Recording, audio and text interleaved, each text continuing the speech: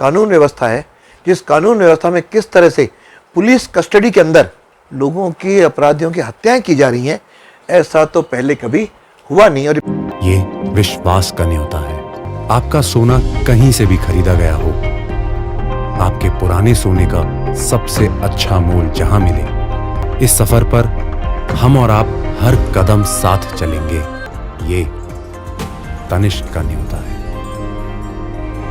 ये टाटा का भरोसा है। पिछले दिनों जो तूफान आया, उसको लेकर के अजमेर का जो दुर्दशा इस प्रशासन की लापरवाही के कारण हुई, और जिसके कारण से लोगों के घरों में कई दिनों तक पानी भर गया और लोग चिल्लाते रहे, न सफाई हुई, और साथ में अन्ना सागर में जिस तरह से सारा पानी सड़क पे आ गया, गंदगी किनारे आ गई, जिस गंदगी के कारण आसपास के लोग जीने को दुर्गंध के कारण परेशान होने लगे।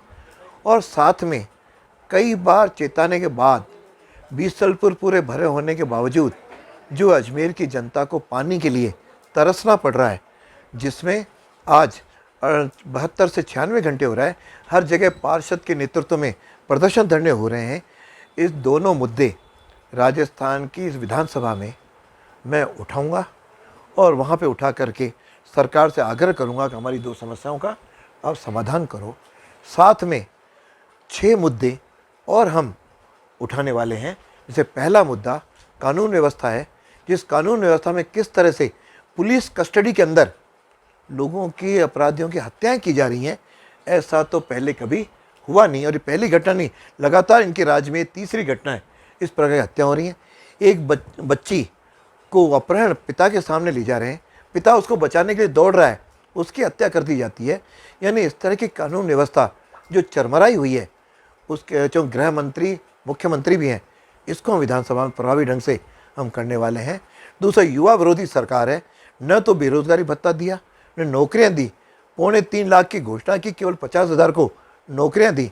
और साथ में आज पेपर लीक जिस तरह से हुए हैं, 50 लाख से अधिक बच्चों के जीवन को इन्होंने बर्बाद कर दिया।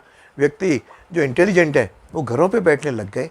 तो इस प्रकार का पेपर लीक के, जैसे बाबूलाल कटार से लेकर के और अपने माध्यमिक शिक्षा बोर्ड के जो चेयरमैन थे जारोली, इनसे कोई पूछताछ नहीं।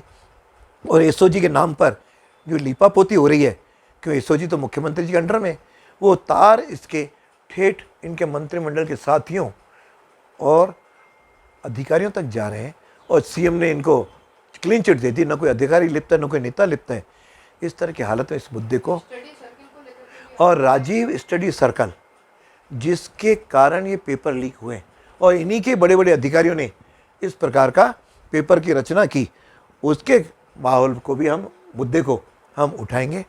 तीसरा मुद्दा महिलाओं पे जिस प्रकार से बलात्कार, और राजस्थान नंबर 1 है, और आज भी महिलाएं अपने आप को असुरक्षित पा रही हैं। नियमित रूप से कोई ना कोई एक आध जिले में महिला के साथ छेड़छाड़, हत्या, बलात्कार, रेप की घटनाएं आ रही हैं। इस मुद्दे को उठाएंगे। और चौथा मुद्दा होगा किसानों का। इस बरसात के कारण किसान बदहाल हुआ है, क्योंकि किसान को जो न तो इन्होंने कर्जा माफ़ किया, न इनको किसी प्रकार की कोई राहत दी। इसको मुद्दे को उठाएंगे।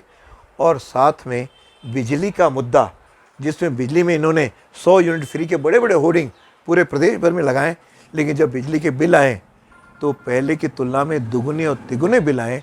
और अब तो वहाँ से जो छूट थी वह भी अब नहीं दर्शा रहे हैं कि कोई छूट दी है, कि फ्यूल चार्ज, सरचार्ज के नाम से इस प्रकार का करंट लगा रहे हैं, और लोग बड़े दुखी हैं।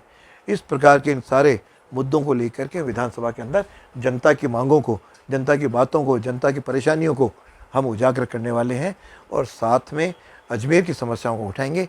और एक मुद्दा जो सड़कों में खड्डे हैं या खड्डों में सड़कें हैं, इस मुद्दे को प्रभावी ढंग से उठाएंगे, जिसका आज हमने प्रारंभ यहाँ पे पंचोली चौराहे पर हमने 1 घंटा धरना दे करके, और वहाँ पे किस प्रकार से लोग जो घायल हुए, एक का तो पाँव टूटा हुआ था, फ्रैक्चर था, एक हाथ टूटा हुआ था, उसके फ्रैक्चर था, इसके अलावा तो पता नहीं कितने लोगों के साथ इस बार कमर में दर्द हुआ, कमर उनके प्रभावी हुई, शरीर प्रभावी हुआ। ऐसे मुद्दों के खिलाफ, और वह भी ऐसी स्थिति में जबकि आज मुख्यमंत्री जी ने आज वहाँ पे सड़कों का 23-24 का शिलान्यास किया है।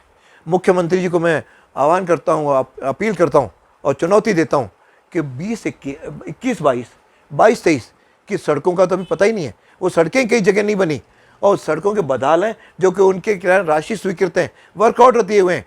आज अपने क्या नाम इसके अद्वैत आश्रम से लेकर के और वहाँ पे बाड़ी नदी के पुलिया तक, पुलिया भी ढहने की स्थिति में, खड्डे बड़े बड़े पड़े हैं। उस खड्डों पे भी 24 लाख रुपए मैंने स्वीकृत करा दिए। फिर भी आज कहीं कोई सुनने वाला नहीं, न पीडब्ल्यूडी प्रशासन सुनता है, न जिला प्रशासन सुनता है।